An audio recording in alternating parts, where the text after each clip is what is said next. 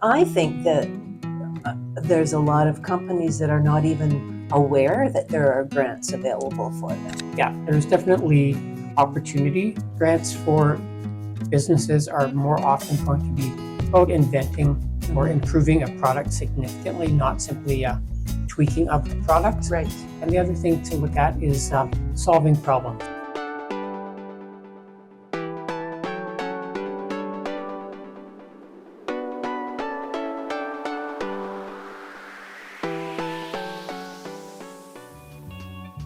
Hello and welcome to Coffee Connections podcast. My name is Cindy Chase. If you own a business and you've ever wondered whether you might qualify for a government grant or any other type of grant, I want to introduce you to my guest, John Bass.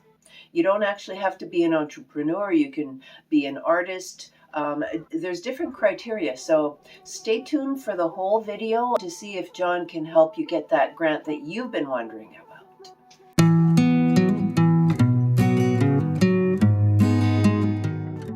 Hey Cindy, for the viewers that are new to this channel, why don't you explain the purpose of Coffee Connections podcast and the benefits to everybody that watches? Everybody that is a guest on this show becomes part of the community. So we're building a tribe. You get added to our CCP directory, that's Coffee Connections Podcast directory, and you will receive the monthly newsletter where we keep you up to date on who we're profiling, and even better, you get to share what you're passionate about.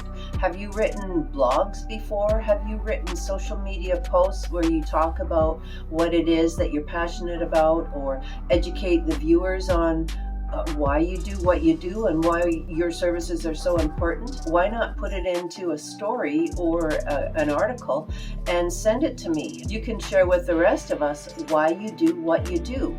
We may not even understand what you do, but you can help us.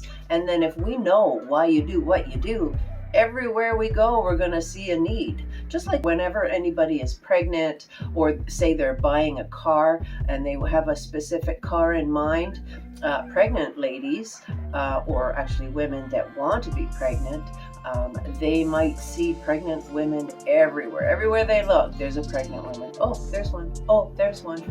Or say you're looking for a yellow Volkswagen Beetle like I had. And then everywhere you go, that's all you notice. Once you educate us about what it is you do, why you do it, then we're going to see a need everywhere. We're going to recognize that need. And then we can mention you. We can forward the newsletter to that person, or we can get their contact information and set them up with you. So that's what this is all about, a community. So welcome. And if you want to be a guest on our show, and if you want to be a part of our community, below this video, you will find a link to go to coffeeconnectionspodcast.com, and that's where you can sign up, contact us, and let us know why you should be on the show, and we'll reach out to you and we'll make that happen. Okie dokie. That sounds like a good plan.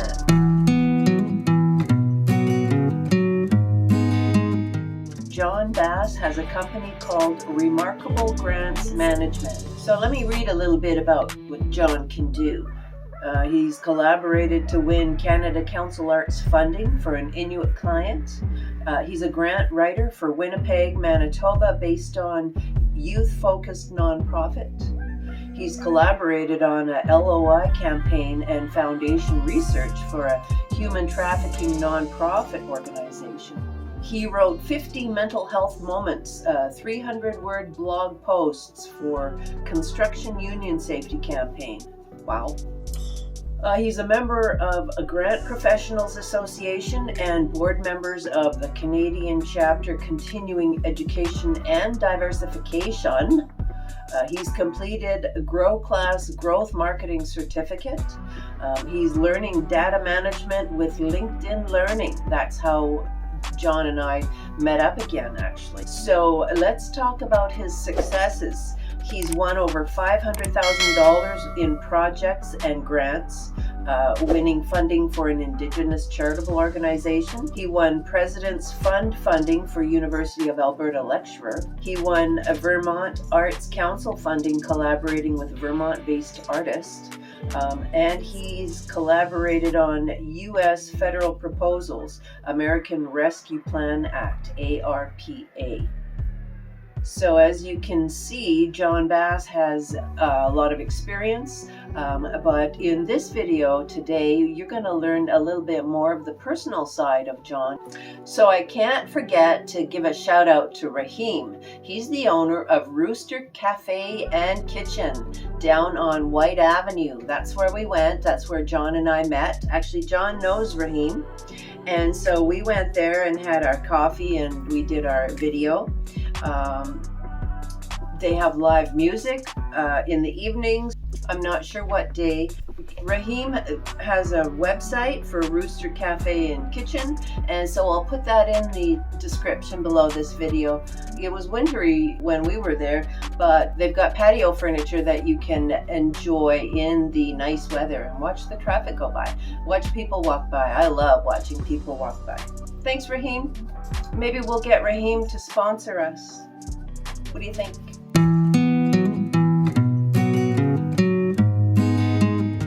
Hello and welcome to Coffee Connections podcast. My name is Cindy Chase and I'm so happy that you're here with us again this week. I have another special guest that I'm excited about sharing with you.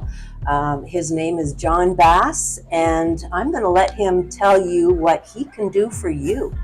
Hi John, welcome. Hi Cindy, thanks very much for having me on the podcast. Yeah. Great to be here. Yeah, this is a wonderful place. We're at the Rooster Kitchen and Bar. It's Yeah. been owned by some friends for quite a number of years. In fact, their family has owned it, and it's a really great spot on White Avenue, just a little out of the main flow of traffic, but it's quiet for a great lunch. And I see that in the summertime we can sit outside and watch the traffic go by. I love doing that. Yeah, outdoor patios are what makes White Avenue so special. How did we meet?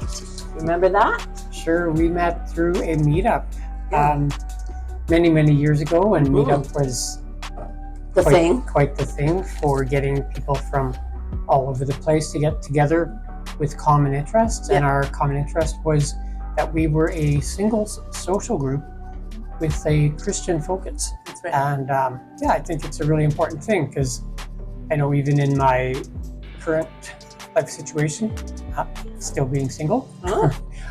So you're available? I'm yes, He's available, folks. And just even meeting folks within your church and kind of having a social network within your church is not always easy to do, or not a kind of go out on a Saturday night or go catch a movie kind of a friendship. It's very church related. So this was a great social group that we had. We'd go out to restaurants and do something after dinner once a month. And it was great to meet you through that and to now reconnect here. Through LinkedIn, or was it Edmonton Chamber of Commerce, or just LinkedIn? No, LinkedIn. I saw you on LinkedIn. Oh, yeah. Well, it is nice to get in touch with you again. So let's talk about your business. Thanks very much. Well, my current business is Remarkable Grants Management. And what I do there is I'm working as a fractional grants manager, and I try to find clients throughout Edmonton, throughout North America, and far around the world. So I work with nonprofits, I work with for-profit companies, I can work with artists and even academics, and I'm open to other suggestions and opportunities. I don't know anything about grants, so I'm hoping that you will educate me and the viewers at the same time. So what do you mean by fractional grants management? Okay, there's a lot to unpack there, so maybe I should start with one thing at a time. Yes. I'll start with grants. And grants are basically funding that you can get from organizations such as a foundation, private foundations that have money that support causes and want to give back to society. Right. And there's also government grants, and there are partnership grants, and different levels of grants available to nonprofits. Again, are a big recipient of grants. They tend to count on that as part of their operational expenses. Artists, for sure, they're always open to receiving grants to record albums or to go on tour, that kind of thing, or to make movies. Right. And yeah, it's a way to fund some of your operation. And I think the best takeaway is that it's something that can supplement your organization or your project. It shouldn't be something that is 100% going to make your project go ahead or not go ahead, because grants are still, I wouldn't say a gamble, but they're certainly not a guarantee. So you can apply for a lot of grants and you can maybe not succeed, and there's a lot to understand in a grant application. Right. So what's fractional? Fractional is a new way of operating business, and while I'm doing it in grants management, I think you'll see and hear about it a lot more. It's kind of come out of the digital, not so much digital, I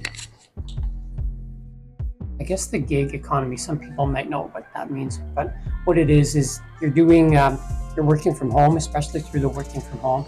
I mean, my more recent effort in grants management and building this version of my business really started in the sort of second year of COVID. And I was able to get work through an online platform, and I was having contracts with clients in, say, New Jersey or Ottawa or Winnipeg, or even looking at clients into the UK and other parts of the world. And so you're doing some of those on maybe 10 hours a week for 6 months, or you're doing them maybe 20 hours a month. You come to an agreement based on discussions. Obviously, it's a negotiation process. You say, okay, my organization needs to get a certain amount of grants written, or maybe accounting done, or maybe sales coaching, and they'll come in and we'll agree to do, again, sort of an hourly number of hours per week or month over probably a 6 or 12 month contract. Ideally, that's the best way for us to continue to have that cash flow coming in that we need, and not stress every month about where that next job is coming from. Right. Yeah. So basically, it's a contract with an itemized layout of when things will be implemented. Yeah, there's definitely a structure to it, and it can vary. One client to the next is going to ask for or require different services out of the full package that I run, or anyone else can run. Right. Yeah. So what's the name of your company? It is Remarkable Grants Management. How did you come up with that name? Somebody said, "Oh, you're remarkable." No. They may have said that. But, it was partly my being modest. I mean, I didn't want to name it Ferrari Grants Management just to try to get a free Ferrari. But there is a product called the Remarkable, which is a tablet-like product that allows you to handwrite notes, and it converts them into documents. And I'm still a little bit old school in that I do like pen and paper, and yet I do like having my notes converted to a PDF at the end of the day, and this does that automatically. Oh, really? Yeah, so they're not. Is that what's in front of you there? No, I've just got a portfolio pad and some pages. Well, speaking of writing, I have like 16 years worth of day-timers. I write everything. I record what I did and what I've got to do. And I just find that it takes the stress off my brain. If I've written it down, I don't need to worry about it, right?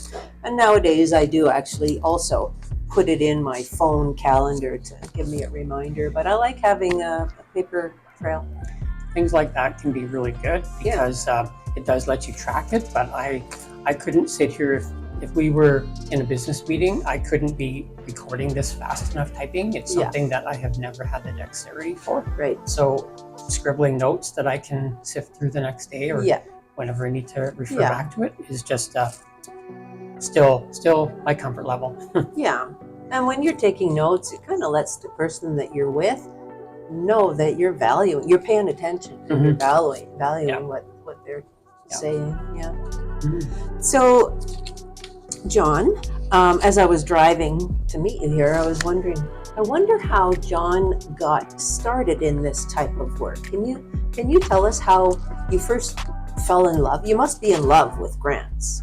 Yeah, that would be a strange relationship to say out loud to a lot of people, because grants are generally not liked by a lot of people too. So it's definitely a specialty, and it kind of came about through I won't say a fluke, but just kind of a gap between some jobs. And I found there was a short course on grant writing when I was living in Prince George, I believe, in 2006. And I took this course. It was maybe a 2 or 3 day workshop, and it was interesting to me. And then people I knew, family and friends, said, "Yeah, well, you've done communication work, and you write a lot, and you write well, and you research well. So you'd be able to put grant answers together, and maybe even look at packaging it as a service." Okay. So I explored that, and then I ended up. I have a background in tourism and tourism management, so I had been working in the tourism industry for a while, and then I got into deciding to run a project consulting business in tourism. And what I was able to do with my grants experience was put together some project ideas that we would be able to get funded, and then I would be able to do them as a project consultant. So my grant writing skill enabled me to get some project work, and then project work that I could do, and then I had that business going probably 5 or 6 years. Wow. Fairly steady. How did you get into tourism? Oh, that's just been a long time interest, literally from interest in travel or interest in outdoor activities, kayaking or cycling, or just exploring the world, having packed around the world many years ago. Really? So yeah. So I just, tourism was a natural extension of that, and a chance to kind of, again, do what I love rather than just do a job that may pay better, but just kind of feels like you're really grinding it out week after week, year after year. So it helps if you love what you do. So how do you find clients? There's been a variety of things. I mean, again, referral basis is certainly something that's helpful. I mean, certainly through LinkedIn, I can reach out to people that are in nonprofit organizations and say, "Hey, I'm a grant writer." And again, that goes back to some cold outreach email or just casual conversations. I've joined another organization, and there's so many things online. I've been able to meet up with nonprofit folks from all over the world, literally. And it's not a sales marketplace per se. It's kind of just meet some other folks in the nonprofit or other consultants that serve nonprofits, and just kind of build some relationships and widen your circle and have a conversation every week. And so I've met a lot of great folks from that, and they'll say to me, "Hey, I don't know too many grant writers in my circle of professional contacts. I'm glad I've got your name. I've got you for the future." And so maybe I have to be a bit more patient, but I do know there's people out there that know they need grant writers in the future, and I'm here and available. Awesome. And hopefully that can be another way of building the business. But referrals, building up my LinkedIn profile, and having, again, some references there, and just being able to say that I've won money for academics, for artists, for nonprofits, exploring writing grants for business organizations too. So a variety of things. So as you're meeting these nonprofits, do they know what grants that are available for them? Would you be talking to them, finding out about their business, and then researching grants to find out what is available to them, then contacting them and saying, "Hey, I found this. How'd you like to apply for that?" Is that how you do it, or? That's how I started out back in, I did first version of this, I'll say, sort of 2016, 2017. Yeah. And that's when there was a good tech startup scene here at Edmonton. And I still think it's a good tech startup scene here. But I learned the hard way that people would hear about me being able to write grants, and they would say, "Well, I learned about this grant, and can you write it for me?" And it was kind of a lottery ticket approach that I called it, once I really got to see it happening too often. And that organizations, if they think they just can apply for that one grant and get that one grant, it's just not an approach that's So you're saying they need to throw a whole bunch of, apply for a whole bunch of different grants and hope that one comes through? I think even a bit more strategic than that, and that's kind of where my business has evolved over the past. Let me explain, because I mean, the best way to help people understand what I'm doing is just sort of give them the short version. It could certainly be extended, and I don't want to make it overly complicated, but what I do now is, even within a fractional basis, I can sit down and meet with them and usually have what I would call a discovery call, a typical sales process. So we find out where they are with their grant history, how they've won some in the past, or they've maybe not won all the ones that they want to. And then I've got a whole range of services, from literally seeing how grant ready you are, right through to doing the research, recommending the best grants, getting a whole calendar of grants for you over, say, a 12-month period.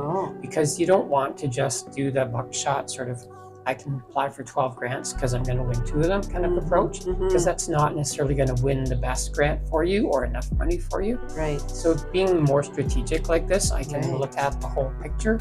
And again, having done the research, we can say, okay, here are maybe the 5 or 8 grants that would suit you best over the next 12 months. Let's focus on those. And then we can agree to sort of set a number of hours I might need to write those grants over the time within the deadlines that they're due for. Right.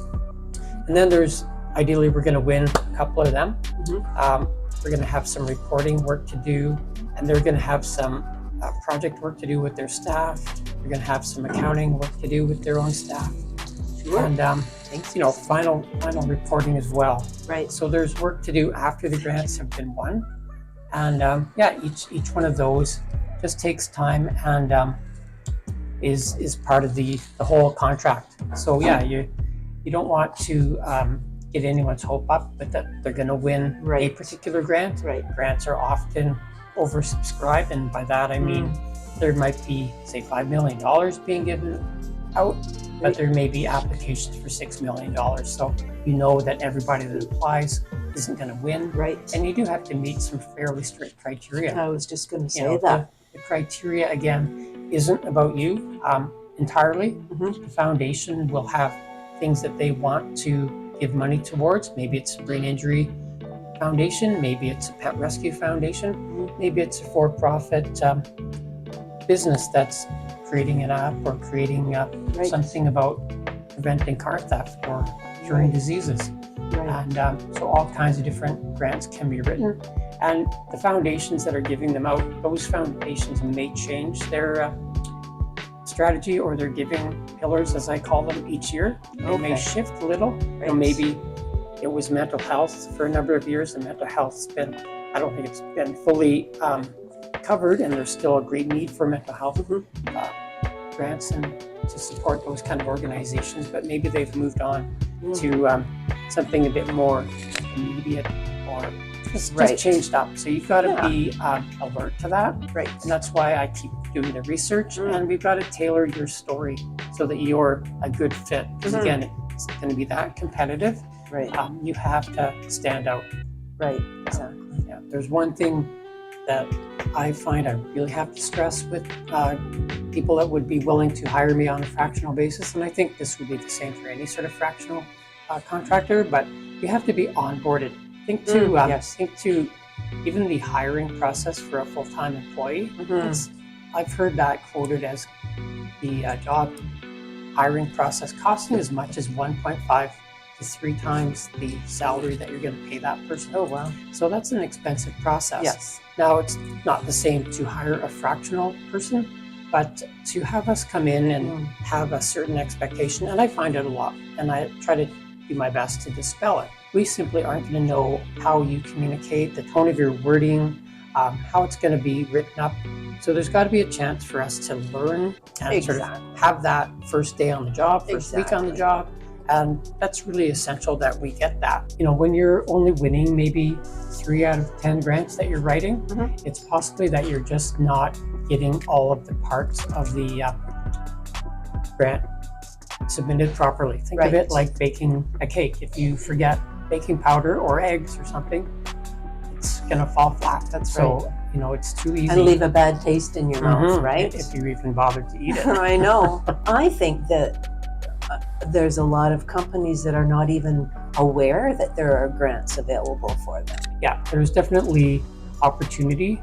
And, again, to focus on the for-profit enterprises, often you're going to be looking at either partnering with an organization that can help get your product to market, because grants for businesses are more often going to be about inventing or improving a product significantly, not simply tweaking of the product. Right. And the other thing to look at is solving problems. There was a really interesting grant opportunity that I explored with a few people last summer. It was the government will look at a problem such as car theft. Car theft is a huge issue. Cars are ending up in all parts of the world. Car theft is hugely disruptive and expensive. And the idea was that the government's saying, hey, industries, if you're into this kind of a thing, give us your ideas. And there was no, say, limit or no specific idea that wasn't necessarily going to be considered. Things like that are definitely out there for business. And definitely explore that kind of opportunity. Do you have anything you want to share that I haven't asked you about? I guess just to encourage people to be open to the idea of getting grants and explore that opportunity. At the end of the day, there's definitely processes and professional development that we go through, and we are truly worthy of being considered as valuable contributors to your business opportunity or your nonprofit. Awesome. I agree. Thank you. Well, thank you so much, John. Appreciate it.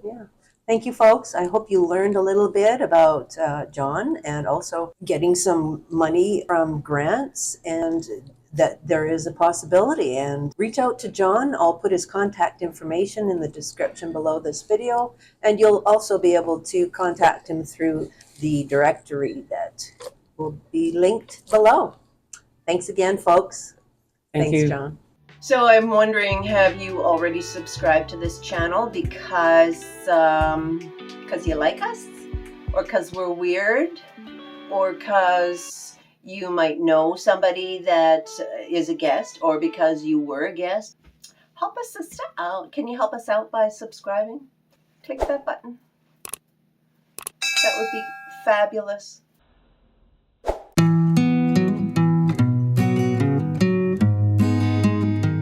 Well, I don't know what else I can say. I guess that's it for this week.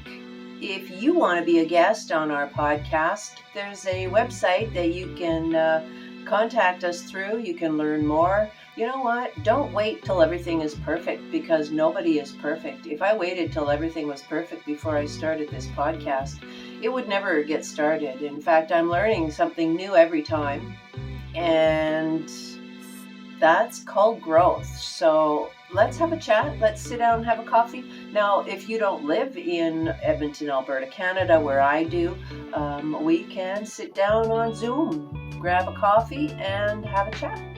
So I hope you enjoyed this podcast today, and I'm not sure who we've got up next week. It will be a surprise, I'm sure. So thanks for watching. We'll see you next week. Bye.